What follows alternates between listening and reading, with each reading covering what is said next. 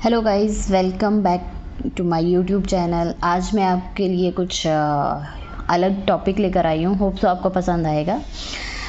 आज का जो मेरा टॉपिक है वो है व्हाट इज़ अकाउंटिंग। सभी लोग जो है अकाउंटिंग वगैरह पढ़ते हैं, सबको पता है कि अकाउंटिंग में क्या होता है मे बी, बट फिर भी मैं आपको इसके जो बेसिक है वो क्लियर करवाने के लिए मैंने ये वीडियो बनाया है। होप सो आपको ये वीडियो पसंद आएगा। स्टार्ट करते हैं आज का जो सेशन है। तो इसमें जो क्वेश्चन है आपको सामने दिख रहा है कि व्हाट इज़ अकाउंटिंग। तो अगर मैं आपसे पूछूं कि अकाउंटिंग क्या है तो आप क्या बताएंगे, तो आप मुझे कमेंट सेक्शन में ज़रूर बताइए। मैं आपको बताऊंगी मेरे हिसाब से अकाउंटिंग क्या है। तो मैं भी बताती हूँ कि डेली बेसिस पे जो भी हम काम करते हैं, घर का हो बाहर का हो, और ये चीज़ सदियों से चलती आ रही है कि अकाउंटिंग जो है वो हर जगह पे यूज़ होती है। एंड वो फिर बिजनेस में रहेगा या फिर घर में रहेगा या फिर बाहर रहेगा। बट अभी थोड़ा खाली इसमें डिफरेंस क्या आता है कि जो इसका करने का तरीका है, जो सिस्टम है, वो उसमें चेंजेस आया है। बट इसका रीज़न जो है वो सेम है। मतलब अगर इनकेस अकाउंटिंग जो रहता है बिज़नेस के लिए इम्पॉर्टेंट इसलिए है, अगर कोई पर्सन बिज़नेस चालू करता है, उस बिज़नेस का प्रॉफिट एंड लॉस पता करने के लिए हमें अकाउंटिंग की ज़रूरत पड़ती है। अगर अकाउंटिंग नहीं करेंगे तो हमें नहीं पता चलेगा कि हमारा लॉस कितना हो रहा है और प्रॉफिट कितना हो रहा है। अकाउंटिंग का डेफिनेशन क्या होता है वो मैं बता देती हूँ। जैसे कि व्हाट इज़ अकाउंटिंग। अकाउंटिंग का मतलब रहता है, अकाउंटिंग का आ जाएगा इसका मतलब रिकॉर्ड,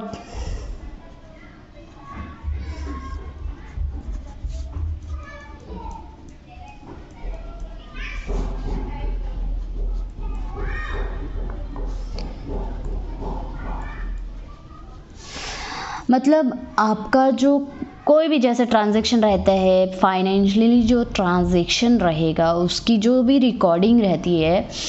आप लोग जैसे आप सब्ज़ी लेने गए मार्केट, आपने सब्ज़ी खरीदी, आपके पास 500 रुपीज़ थे। 500 रुपीज़ में से आपने कुछ पैसों की जो है वो सब्ज़ी खरीद लाए। बट आपको जब तक आप उसको काउंट नहीं करोगे, घर आके तो आप काउंट करोगे ना कि मैंने ये सब्ज़ी कितने की लाई, टमाटर कितने के लाए, प्याज कितने के लाए। तो आपको उसमें भी अकाउंटिंग यूज़ हो रहा है। जब तक वो नहीं करोगे तब को आपको ये भी नहीं पता चलेगा आपके पास पैसे बचे कितने हैं।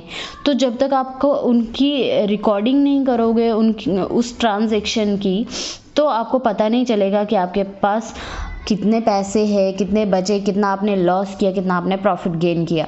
ऐसे ही बिज़नेस में भी होता है।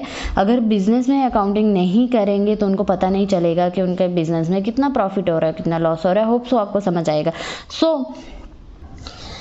अब नेक्स्ट वन है टाइप्स ऑफ अकाउंटिंग की। अकाउंट्स वैसे तो बहुत सारी अलग अलग टाइप्स रहती है अकाउंट्स की, जो बेसिक है, जो इम्पोर्टेंट है, वो इसमें जो रहेंगे वो 3 रहेंगी, जो मैंने कि पहले ये बना के रखा हुआ है। तो मैं आपको बता देती हूँ। जो इसका जो टाइप्स पहला आता है वो है, जो नॉर्मली सबको पता रहेगा,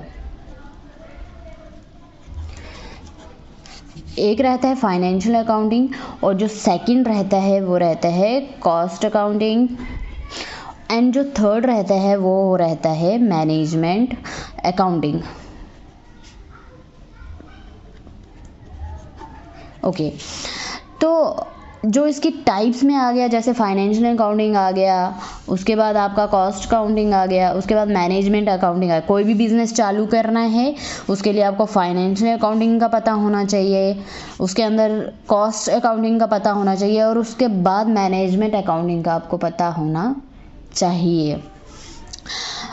फाइनेंशियल अकाउंटिंग के बारे में थोड़ा थोड़ा मैं बता देती हूँ, बाकी नेक्स्ट वीडियो में मैं आपको पूरा इन सब का क्लियरली करके आपके जो माइंड में क्वेश्चंस रहेंगे वो मैं आपके क्लियर कर दूँगी। जो फाइनेंशियल अकाउंटिंग जो रहता है, फाइनेंशियल अकाउंटिंग में सिर्फ आपको क्या पता चलता है कि प्रॉफिट पता करने के लिए बिजनेस के अंदर लॉस एंड प्रॉफिट कितना हुआ है, तो उसको फाइंड आउट करने के लिए फाइनेंशियल अकाउंटिंग यूज़ होता है। उसके बाद जो है cost of accounting. Cost of accounting क्या है, वो ये रहता है, जो प्रोडक्ट की कॉस्ट रहती है। जैसे अगर आप पेंसिल ली है या जो भी पेंसिल लिए है आपने मार्केट से, उसकी जो कॉस्ट पड़ती है वो सर्विस लगा के, उसके सर्विस लगा के, लेबर चार्ज लगा के, वो सभी 5-10 जो भी इनका चार्जेस रहता है वो सारा कुछ लगा के उनका फाइनल कॉस्ट जो आपको मिलता है वो देते हैं। जैसे 10 रुपए की आपकी पेन 15 रुपए की आपको दे देंगे मार्केट से, ठीक है। ये सब कुछ जो डिसाइड करता है वो कॉस्ट काउंटिंग डिसाइड करता है कि लेबर का कितना चार्जेस जाएगा। उसके बाद जितनी भी उनके पास स्टेप बाय स्टेप रहता है, बनाने वाला जो है मटेरियल का जो रहता है वो अलग चार्जेस रहता है।